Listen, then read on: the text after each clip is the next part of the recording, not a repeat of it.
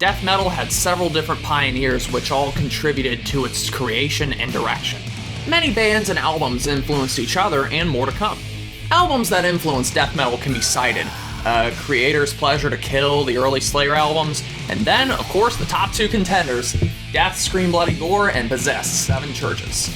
Both were blueprints for the genre. They both contained death growls, fast riffing, unbelievable extremity for the time.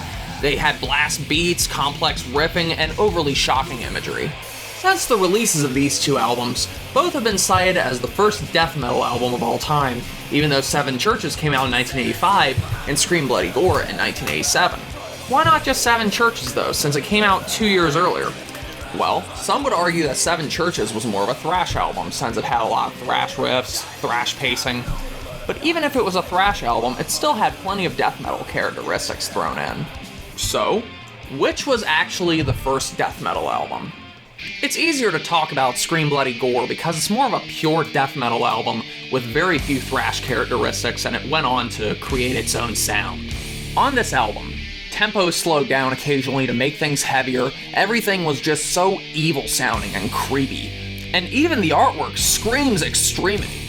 The vocals are guttural, the drums, courtesy of legend Chris Reifert, are absolutely expressive, and the sound is so gritty and nasty that you can just feel the guts creeping on you as you listen.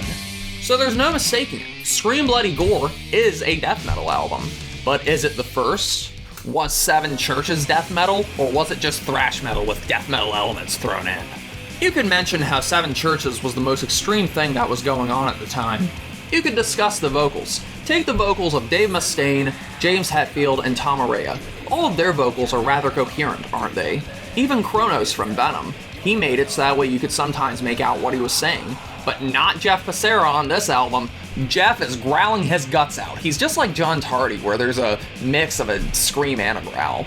Compared to other death metal and thrash metal vocalists, his voice is more projected. The lyrics are all set in different pitches, and each word is articulated, even if they're screamed or growled. So the vocals can be considered death metal, but what about the guitars?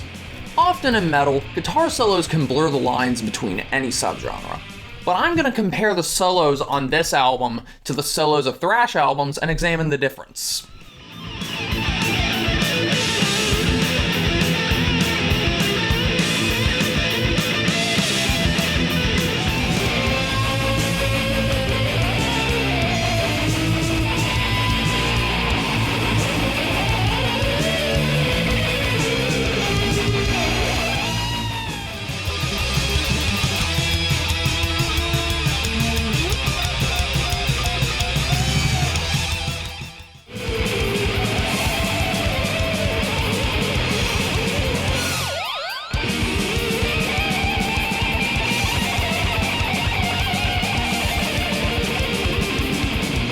It sounds to me like a lot of these early thrash metal solos focus on high speed, tremolo picking, and high notes. However, you get to Seven Churches, and there are all kinds of squeals, dives, crazy sounds. You never know what note that Larry Lalonde is going to land on next.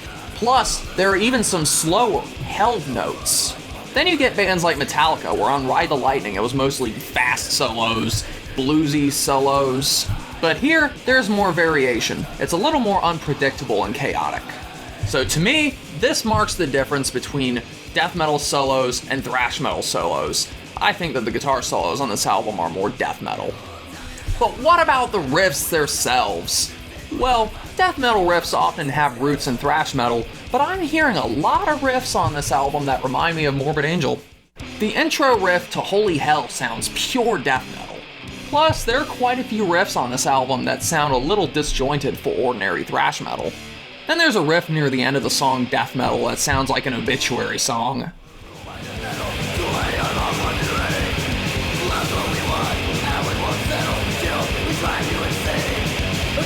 Yeah, there are plenty of thrash riffs on this album, but there's still quite a few death metal riffs as well.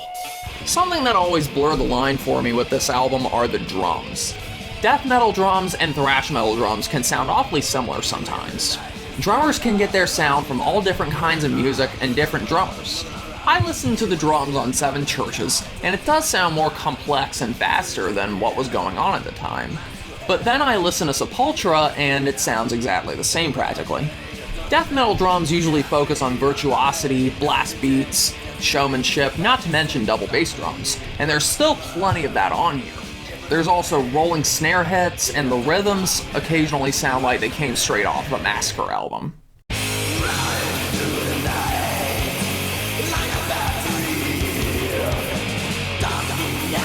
So I'd say that the drums on this album could be considered either death metal or thrash metal. And there's another important factor: the atmosphere and the imagery. If you look in the liner notes of this album, there are plenty of pictures filled with burning crosses and blood. The packaging itself says that there wasn't anything nearly as aggressive or ridiculous or extreme when this came out. Then, if you ask contemporary bands such as Death, they'll say, "To me, Possessed is still the first American death metal band. When we were in Mantis, we still had a more Venom/Motorhead sound kinda going on." Jeff Becerra would explain, "So I said death metal because that word wasn't associated with Venom or anybody else. We were playing this music and we were trying to be the heaviest thing on the face of the planet." If you consider this a thrash metal album, then this is a pretty weird and unorthodox thrash metal album. Between the odd riff patterns and the song structures, it makes for a dark and violent atmosphere. That's probably the key to the answer. It's the atmosphere. It's so destructive and strange that it's a lot more threatening than, say, Show No Mercy. Just listen to Fallen Angel, and you'll hear the disjointed atmosphere that makes this album sound like it's more than just thrash. On the surface, Seven Churches sounds like Bonded by Blood. But that's what's so cool about this album, is that nobody knows what to call it exactly. However, the closer you listen to this album and the more you listen to this album, the more you realize where death metal takes its roots from. This, to me, is what makes Seven Churches the first death metal album of all time. Death would go on to create Scream Bloody Gore and make it more threatening and brutal, steering further away from the thrash elements. Scream Bloody Gore was more pure, and it was the album that made death metal take off as a genre. But both albums were equally important in creating the unstoppable force that is known as death metal.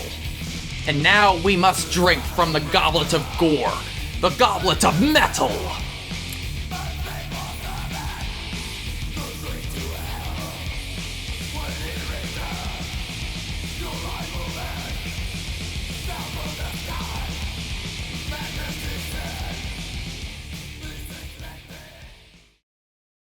Hey, Butthead, look at the skeletons on this album.